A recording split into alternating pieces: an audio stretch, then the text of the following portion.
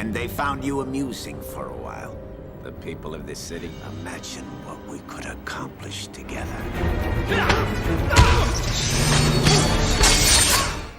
Don't tell Harry. Your friendly neighborhood Spider-Man. Welcome to the Recap Vault. Today we're revisiting the film that swung superhero movies into a new era, Spider-Man 2002, directed by Sam Raimi. Before cinematic universes and billion-dollar franchises, this film reminded audiences that comic book heroes could be heartfelt, tragic, and larger-than-life all at once. It combined teenage struggle with mythic storytelling, and it made an icon out of Peter Parker. When Spider-Man hit theaters in 2002, it shattered box office records, launched one of the most beloved trilogies of the early 2000s, and proved that superhero stories could still feel deeply human. It wasn't just a film, it was the blueprint for every origin story that followed. The story begins in New York City, where high school senior Peter Parker lives with his Uncle Ben and Aunt May. His parents are gone, and life hasn't been kind. Peter's brilliant but socially invisible. The kid always stuck behind a camera, always late, always one step behind. He's hopelessly in love with his next-door neighbor, Mary Jane Watson, who dreams of escaping their small Queens neighborhood to become an actress. She's kind to Peter, but her boyfriend Flash Thompson and his friends make Peter's school days miserable. His one friend, Harry Osborn, comes from a wealthy family but shares Peter's outsider status. Harry's father, Norman Osborn, runs the high-tech company Oscorp and immediately takes a liking to Peter's intellect. It's clear he sees something in the boy that he wishes he could see in his own son. During a school field trip to Columbia University, Peter's life changes forever. The class visits a genetics lab where scientists are experimenting on spiders, merging their DNA to create new hybrid species. Peter, ever the science nerd, lingers behind, snapping photos of Mary Jane for the school paper. But as fate would have it, one of the genetically enhanced spiders slips from its enclosure and lands on his hand, biting him before scurrying away. Peter leaves the lab dizzy and pale, returning home sick. The venom surges through his veins, rewriting his DNA. He collapses into bed, unaware that his entire biology is being transformed. The next morning, Peter wakes to find his life completely different. His eyesight has sharpened, no more glasses. His once scrawny body is now athletic and strong. At school, he begins to notice strange changes: lightning-fast reflexes, supernatural agility, and webs shooting from his wrists. During lunch, when Mary Jane slips and her tray flies into the air, Peter instinctively catches every falling item without spilling a drop. The whole cafeteria stares, even Flash. Later that day, Flash picks a fight. Peter dodges every punch effortlessly and sends Flash flying across the hallway with a single counterstrike. For the first time, Peter Parker is noticed, but it doesn't feel as good as he expected. This was the moment audiences realized Spider-Man wasn't about wish fulfillment. It was about responsibility. Every kid dreamed of Peter's powers, but the story reminds us that power always demands a price. Meanwhile, over at Oscorp, Norman Osborn faces his own transformation. The military threatens to cut funding after his lead scientist warns that their experimental super soldier formula is unstable. Desperate not to lose his life's work, Norman tests the serum on himself. The formula enhances his strength and reflexes, but fractures his mind. What's left is a split between the driven scientist and a darker alter ego whispering in his ear. That night, in a violent frenzy, Norman murders his assistant and steals two of Oscorp's prototypes, an armored flight suit and a jet-powered glider. The Green Goblin is born. Back home, Peter's world continues to shift. He wants to impress Mary Jane, who just broke up with Flash. When Flash shows up driving a new car, Peter decides he needs one too. But money is tight. He finds an ad offering $3,000 to anyone who can last 3 minutes in the wrestling ring against a champion named Bonesaw. Peter designs a makeshift costume, lies to his aunt and uncle about going to the library, and sneaks off to compete. Before he leaves, Uncle Ben gives him one final piece of advice, the words that will define Peter's life. With great power comes great responsibility. But Peter, impatient and angry, snaps back that Ben isn't his father and storms away. In the arena, Peter demolishes Bonesaw in under 2 minutes, but the promoter refuses to pay the full amount. When a robber steals the promoter's money, Peter lets the man run past. "Not my problem," he says. Moments later, that choice changes everything. Outside, Peter finds Uncle Ben's car surrounded by police. His uncle's been shot by the same thief.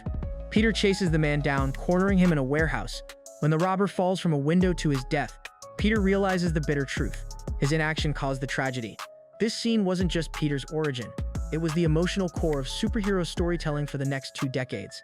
Power and guilt became inseparable, and every Spider-Man story since has lived in the shadow of that one choice. Haunted by guilt, Peter designs a new suit, masters his web swinging, and dedicates himself to fighting crime across New York. The legend of the Amazing Spider-Man is born. At the Daily Bugle, the loud cigar-chomping editor Jonah Jameson brands Spider-Man a menace, but when Peter sells photos of himself in costume, Jameson realizes controversy sells papers. Peter lands his first job as a freelance photographer, unknowingly feeding the paper that trashes his alter ego. Meanwhile, Norman Osborn's grip on sanity continues to slip. When Oscorp's board forces him out of the company he built, his other persona takes over, the Goblin. During the Unity Day festival, he attacks the city, wiping out the Oscorp board and terrorizing the crowd. Mary Jane nearly falls to her death, but Spider-Man swoops in to save her, cementing his place as the city's masked protector. The public is divided. Some see him as a savior, others as a vigilante. The Unity Day rescue was pure Raimi. Comic book panels brought to life.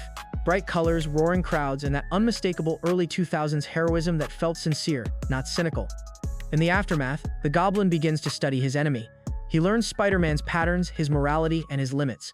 To break him, he decides to attack his spirit instead of his body.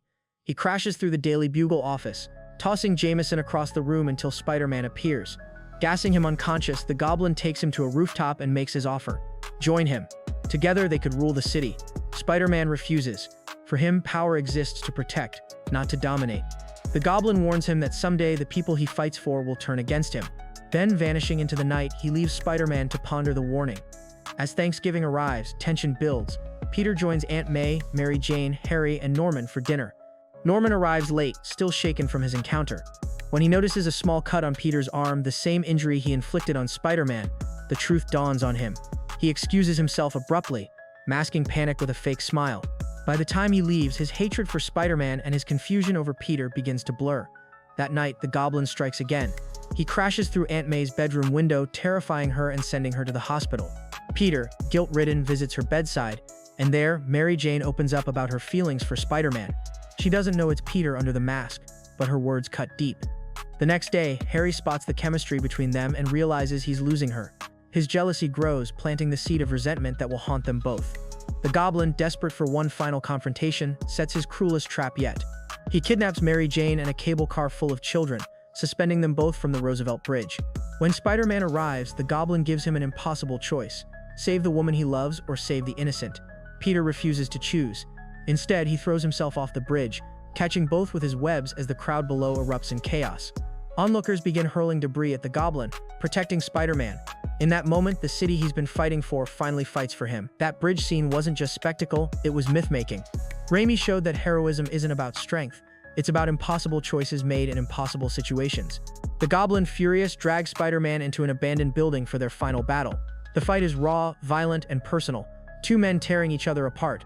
Spider-Man fights through injuries and exhaustion, but when the Goblin threatens Mary Jane, something inside Peter snaps. He unleashes everything, beating the Goblin down until his mask cracks away. Then comes the shock: it's Norman. The man who once treated him like family now lies broken before him. Norman begs for forgiveness, claiming it was the Goblin's influence. Peter hesitates, unsure if he's speaking to the man or the monster. In that hesitation, the Goblin makes his final move. The glider silently repositions behind Spider-Man, ready to strike. Peter's reflexes save him. He flips away just as the blades pierce Norman's chest. As Norman dies, he whispers one last plea: "Don't tell Harry." Peter carries Norman's body home, laying it gently on his bed. But fate twists again. Harry walks in, seeing Spider-Man standing over his father's corpse. Grief turns to hate.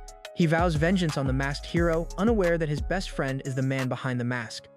At the funeral, rain falls as Peter and Harry stand in silence. Mary Jane approaches Peter, finally confessing that she loves him, not Spider-Man, but him. She kisses him tenderly, the way she once kissed the masked hero. But Peter steps back. He knows the truth. Love is the one thing he can't afford. To protect her, he must keep his distance. As he walks away, Mary Jane touches her lips, sensing something achingly familiar. Maybe she knows, maybe she doesn't, but Peter can't risk it.